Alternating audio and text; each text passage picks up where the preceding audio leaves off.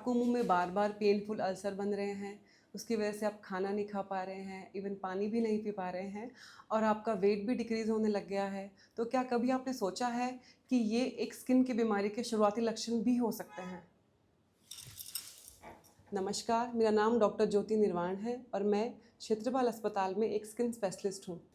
जी हाँ, आपने बिल्कुल सही सुना। मुंह में बार बार पेनफुल अल्सर बनना, ये एक स्किन की बीमारी के भी शुरुआती लक्षण हो सकते हैं। स्किन का एक ऑटो इम्यून डिसऑर्डर ग्रुप, जिसको कि हम वेसिकोबुलिस डिसऑर्डर कहते हैं, उसमें कुछ बीमारियां कॉमन पाई जाती हैं, जैसे कि पेम्फिगस वल्गैरिस या पेम्फिगस फोलिएशियस या फिर बुलस पेम्फिकोइड।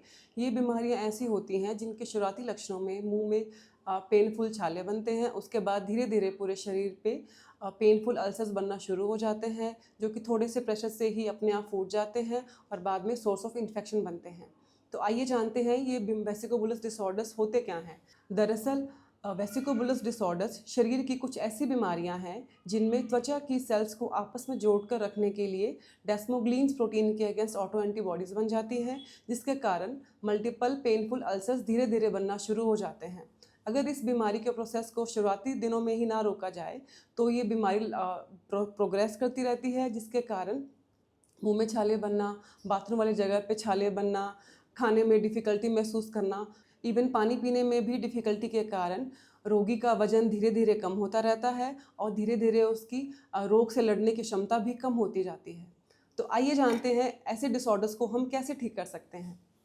वेसिकोबुलस डिसऑर्डर्स को हम दो तरीके से ठीक कर सकते हैं। सबसे पहला ऑप्शन होता है पल्स थेरेपी, जिसमें पेशेंट को 3 दिन तक अस्पताल में भर्ती रहना पड़ता है और साथ में कुछ इंजेक्शंस भी लगवाने पड़ते हैं। ये प्रक्रिया लगभग 1.5 साल से 2 साल तक चलती है, जो पेशेंट के लिए भी इतना फिजिबल नहीं है और इसमें पेशेंट का आने जाने का खर्चा भी बहुत लगता है और इवन ट्रीटमेंट कॉस्ट भी बहुत ज़्यादा पड़ती है पेशेंट को।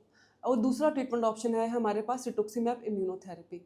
अगर हम रिसेंट एफडीए अप्रूव्ड ट्रीटमेंट की बात करें तो रिटुक्सीमैब इम्यूनोथेरेपी एक एफडीए अप्रूव्ड ट्रीटमेंट है, जिसमें पेशेंट को बार बार हॉस्पिटलाइज नहीं होना पड़ता। एक ही बार में पेशेंट को ये इंजेक्शन दे दिया जाता है और बाद में अगर ज़रूरत लगे 6 महीने के बाद हम कुछ टेस्ट करवाते हैं और अगर वो टेस्ट ठीक रहते हैं तो फिर पेशेंट को 1 साल के बाद ही इंजेक्शन दिया जाता है।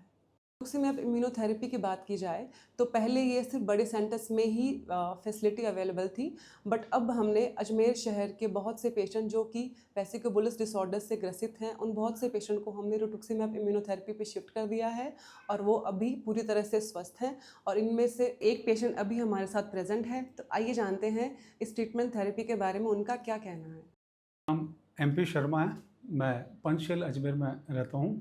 मेरे मुंह के अंदर छाले हो गए थे, बहुत ही ज़्यादा छाले थे, पूरा मुंह लाल हो गया था, मुझसे कुछ भी खाया पिया नहीं जा रहा था और छालों के साथ ही मुझे सबसे पहले तो सिर के अंदर मवाद हो गए थे, जिसके अंदर पानी भर जाता था। ऐसे मतलब पानी जैसे जो फुंसियाँ होती है वो होने लगी थी सिर में, खुजली होती थी और खुजली से मैं उनको कुचल लेता था।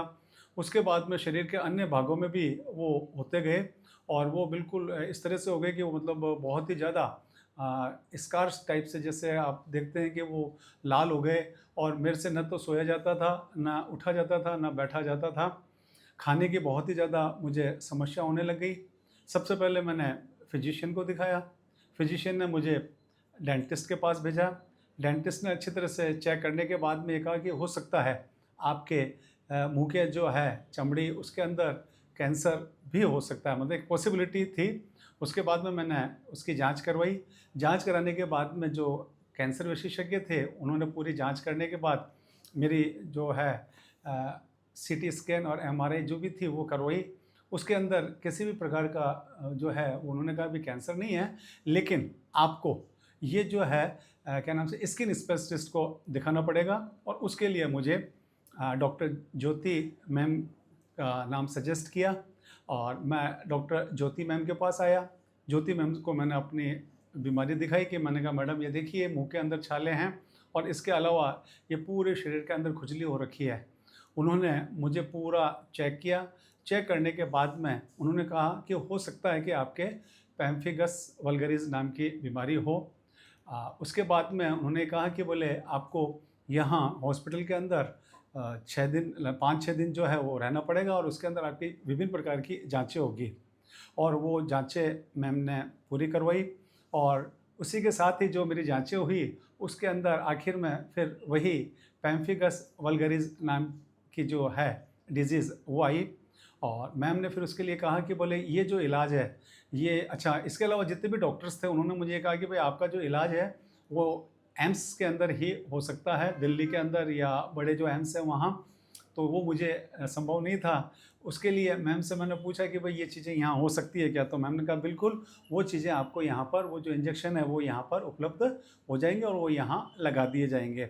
और मैम ने फिर क्या है कि वो जो इंजेक्शन था वो मेरे जाँचों के बाद में वो इंजेक्शन पहले तो मेरी सहमति ली और सहमति लेने के बाद में वो 14 घंटे के ऑब्जर्वेशन में वो इंजेक्शन मुझे लगाया गया और 2 दिन मुझे फिर और भी रखा गया। उसके बाद में मुझे यहाँ से डिस्चार्ज कर दिया गया।